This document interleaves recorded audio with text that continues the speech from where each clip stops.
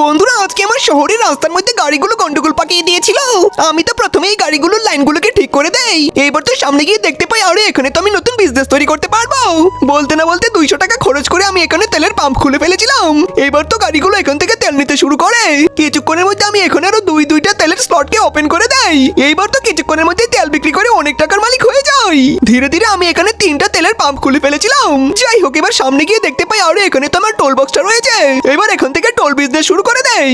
আমি তো প্রতিটা গাড়ির কাছ থেকে টোল পার হওয়ার জন্য 200 টাকা করে নিচ্ছিলাম, কিন্তু হুট করে নদীর মধ্যে একটা জাহাজ চলে এসেছিল, তাই তো আমাকে 250 টাকা খরচ করে ব্রিজটাকে অনেক বড় করে দিতে হয়। তবে আমি বুদ্ধি করে এবার গাড়ির টোলকে বাড়িয়ে দিয়েছিলাম। এবার তো আমি আবারও 250 টাকা খরচ করে ব্রিজটাকে একটু প্রশস্ত করে দিয়েছিলাম, যার কারণে আমি একসাথে দুইটা গাড়ির কাছ থেকে টোল আদায় করতেও পারছিলাম। তবে হুট করে আবারও আমার এখানে একটা অনেক বড় জাহাজ চলে আসে, কিন্তু আমি এতেও ভেঙে পড়ি না। আমি আমার কাছে থাকা সব কয়টা টাকা দিয়ে এবার ব্রিজটাকে অনেক বড় করে দেই। যাই হোক তোমরা আজকের এই ভিডিওর জন্য অবশ্যই লাইক ও সাবস্ক্রাইব করো।